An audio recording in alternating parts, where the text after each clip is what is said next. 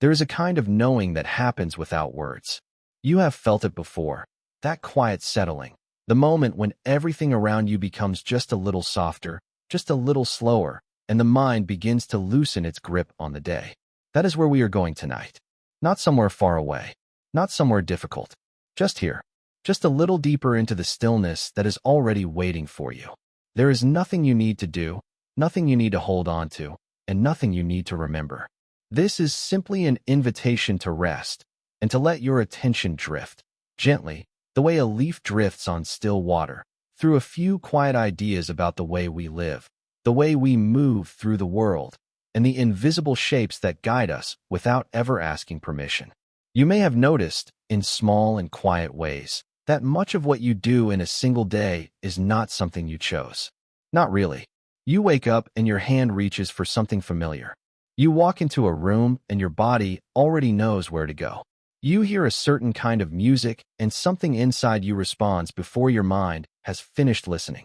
These are not accidents. They are patterns, OLD, deep, well-worn patterns, that have been built over time, layer by layer, so quietly that most of them never enter your awareness at all. Tonight, we are going to spend some time with those patterns. Not to fix them, not to judge them, just to notice them. The way you might notice the shape of clouds without needing to name every one. Think of it this way. Somewhere, right now, millions of people are doing almost exactly the same things at almost exactly the same time.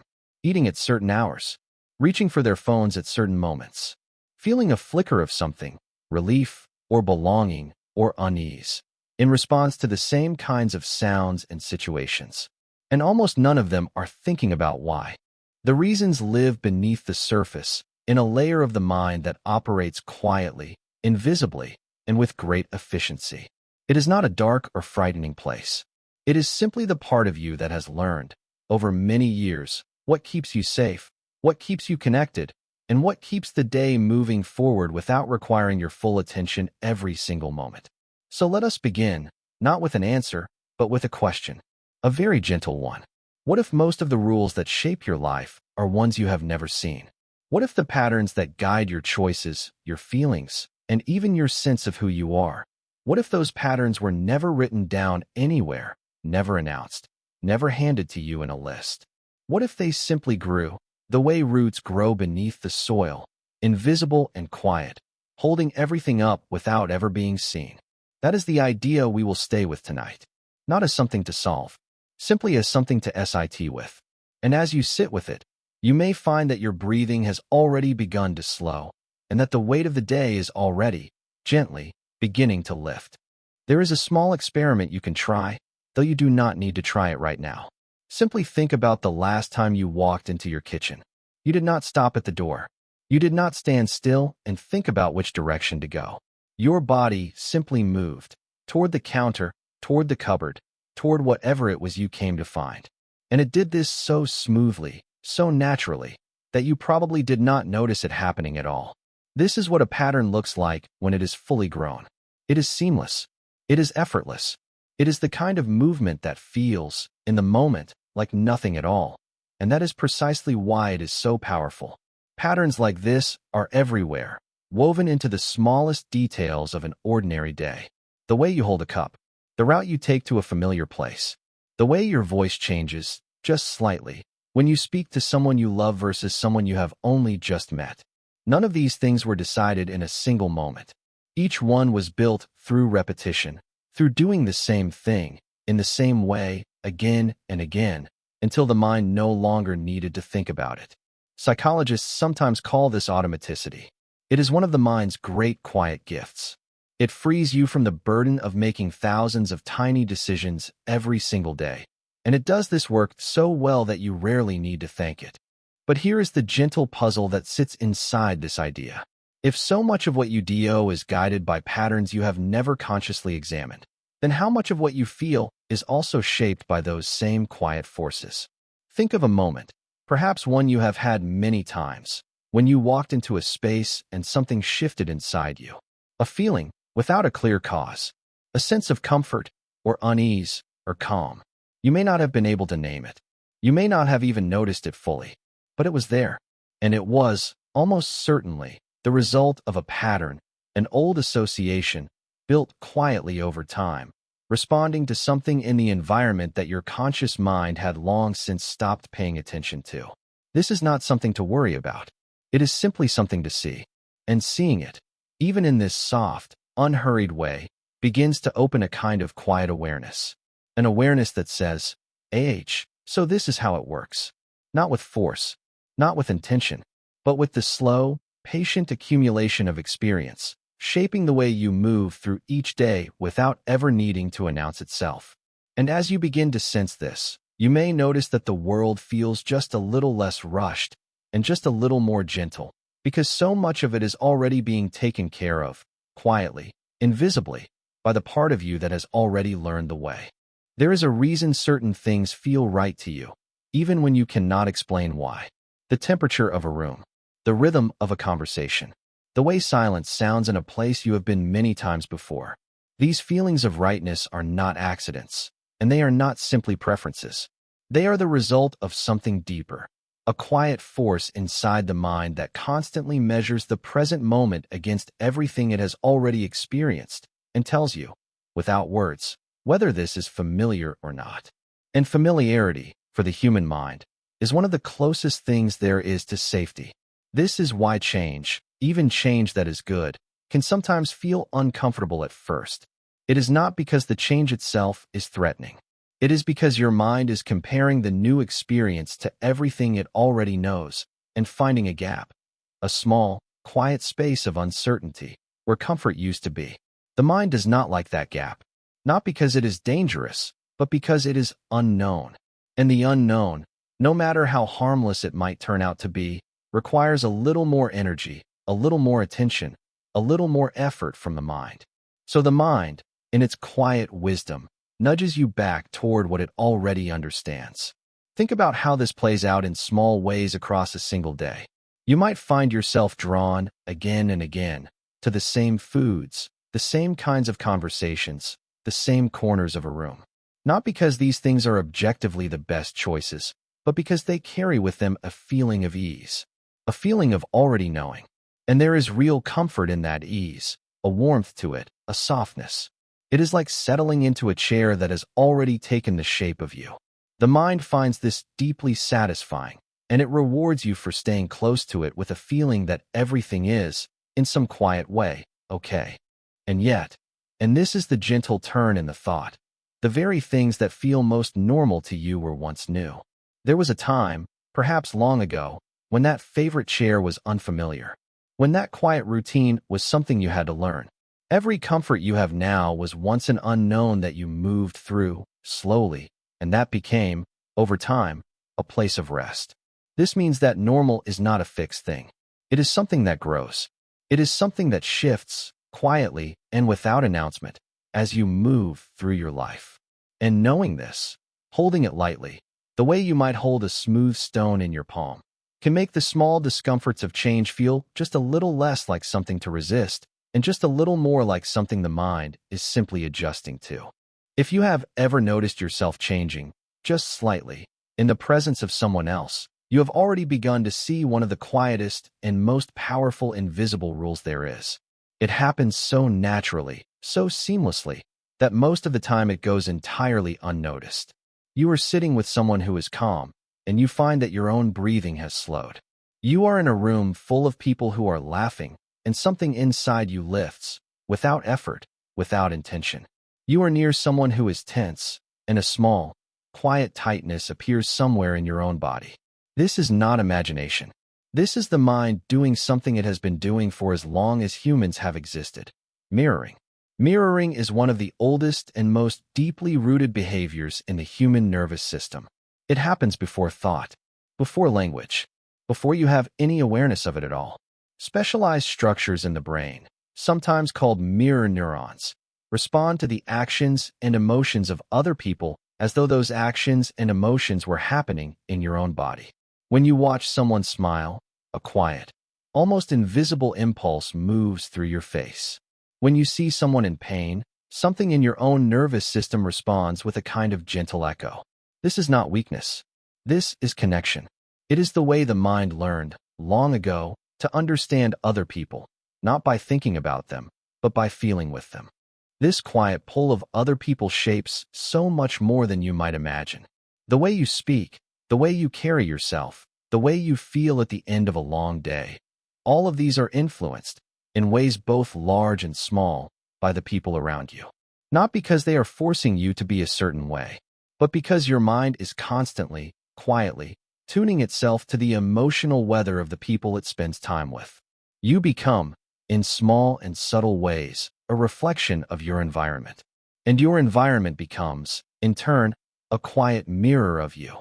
There is something deeply reassuring in this, if you let yourself feel it. It means that you have never been entirely alone in how you feel. It means that the connections between people are not just in the words they say or the things they do, but in something quieter, something that moves between them like warmth moves through a room. And as you rest here, in this moment, you might notice that even the sound of a voice, this voice, perhaps, is doing something gentle to the rhythm of your thoughts, slowing them, softening them, carrying them, the way water carries a stone, towards somewhere still and calm. Here is a thought that might, at first, feel a little surprising, though it is not meant to unsettle you. Much of what you believe to be a free choice is shaped, long before you make it, by forces you are not aware of. The restaurant you chose last week, the way you spent a quiet afternoon, the person you felt drawn to in a room full of strangers. In each of these moments, you likely felt that you were choosing freely, that the decision was yours, made in the open, based on what you wanted. And in a sense, that feeling was real. But beneath it, quietly, a great many other things were already at work. Research in psychology has shown, again and again, that tiny details in the environment can tip the scales of a decision without the person ever noticing. The order in which options are presented, the temperature of a room, the way a question is worded. Even the time of day can shift what feels appealing and what does not. These are not grand manipulations. They are subtle, quiet nudges, the kind that the mind absorbs without effort, and that shape the feeling of wanting in ways that are almost entirely invisible to the person doing the wanting. And yet, and this is important, so let it settle gently, this does not mean that you are without agency. It does not mean that your choices do not matter, or that you are simply being moved around by forces beyond your control. What it means is something quieter and, in many ways, more interesting. It means that choice is not the clean, clear, fully conscious act that we often imagine it to be. It is messier than that, softer than that. It is a collaboration between what you consciously want and what your mind has quietly learned over years of experience, and what the environment around you is gently suggesting, all at the same time. Choice is not a single moment. It is a conversation happening in layers, most of them below the surface of awareness. Knowing this can actually feel like a kind of freedom, if you let it, because it releases you from the pressure of believing that every decision you make must be perfectly rational, perfectly conscious, perfectly your own. You are human. Your mind is doing its best, with everything it has learned, to navigate a world that is far more complex than any single thought could hold. And most of the time, it is doing this beautifully, quietly, gently, and without you ever needing to thank it or even know it is there. The mind has a deep and quiet preference for speed, not because it is impatient, though it can sometimes feel that way, but because, for most of human history, being fast was far more important than being right. If you heard a sound in the darkness, thousands of years ago, you did not have time to sit down and think carefully about whether it was dangerous. Your mind made a decision, instantly, without hesitation, and your body responded before your conscious thought had even begun. This is not a flaw. It is one of the mind's most elegant and ancient designs. Psychologists have a name for this. They call it heuristic thinking. A heuristic is a kind of mental shortcut, a quick rule that the mind uses to make sense of the world without having to process every piece of information available. And these shortcuts are everywhere. When you meet someone new and form an impression within seconds, that is a heuristic. When you look at the sky and decide, without checking a forecast, whether it is likely to rain, that is a heuristic. When something feels right or wrong before you have thought about why, that feeling itself is a heuristic at work. Most of the time, These shortcuts serve you well. They allow you to move through the day with ease, making decisions quickly and efficiently, without being overwhelmed by the complexity of every single moment.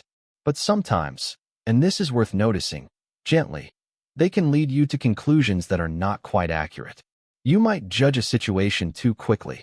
You might assume you know how something will feel before you have actually experienced it. You might avoid something unfamiliar simply because it does not match the pattern your mind already has. These are not failures of intelligence. They are simply the quiet cost of a system that was built for speed, not for perfect accuracy.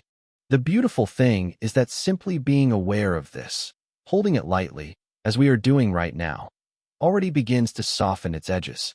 You do not need to fight your mind's tendency to take shortcuts. You simply need to know it is there. And in those quiet moments when you catch yourself making a fast judgment, you can pause, just for a breath, and ask, with great gentleness, whether there might be more to the story. Not because you have to change anything, but because that pause, that single breath of awareness, is itself one of the most powerful and quiet things a human mind can do. Emotions are often thought of as interruptions, things that arrive uninvited and get in the way of clear thinking. But this is not quite right. Emotions are not interruptions. They are information. They are the mind's quiet way of telling you something about the world around you, something that words and logic, on their own, could never fully capture. When you feel a sudden warmth toward a stranger, your mind is telling you something. When a place makes you feel uneasy, even if everything about it looks perfectly ordinary, your mind is telling you something. The feeling is not noise.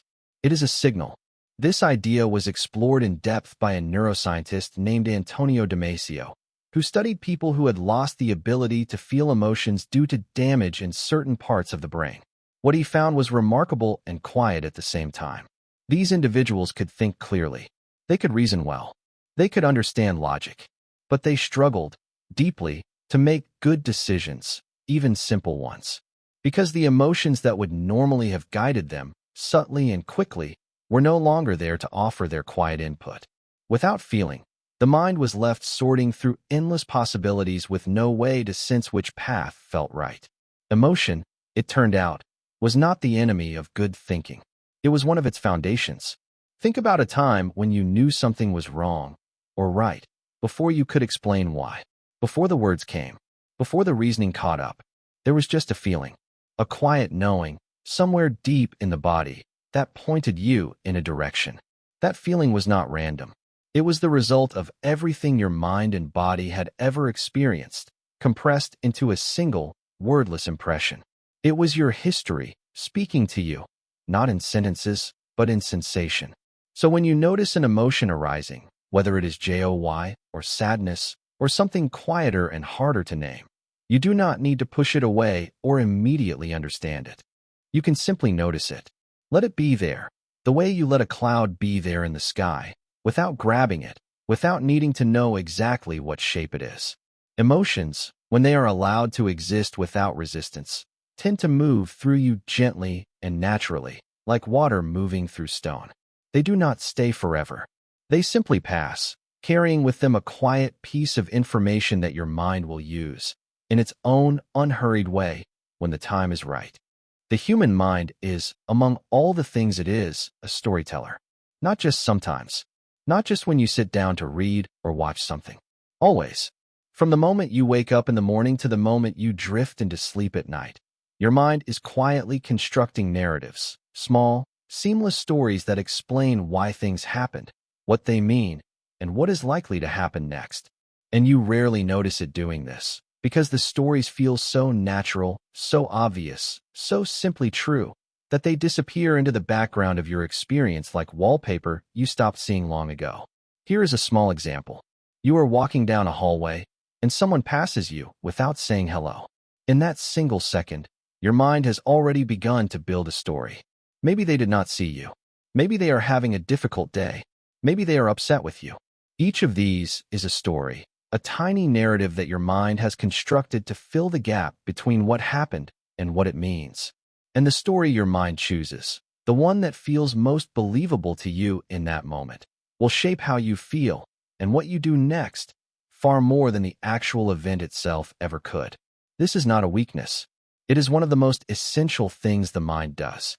Without the ability to create meaning from experience, you would be lost in a world of disconnected moments, with no way to learn from the past or prepare for the future. Stories are how the mind organizes experience.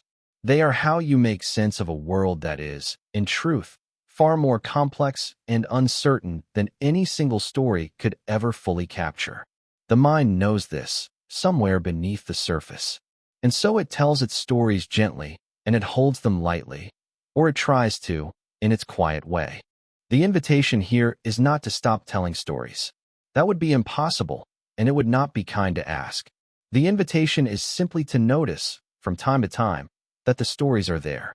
To catch, in a quiet moment, the feeling of a narrative being built, and to hold it, just for a breath, with a little space around it. Because when you create even the smallest gap between an experience and the story you tell about it, something opens. A kind of freedom that is not loud or dramatic, but is one of the quietest and most profound kinds of freedom there is.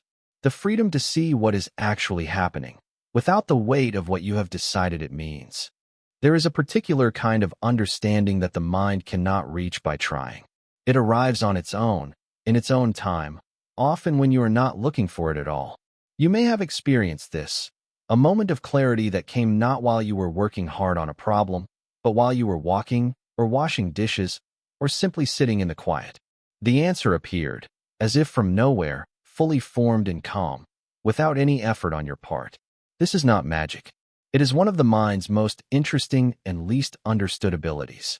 Scientists who study creativity and insight have noticed something fascinating.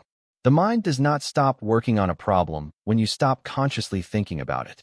Instead, it continues to process information, quietly, in the background, in ways that are largely invisible to your awareness. This is sometimes called incubation.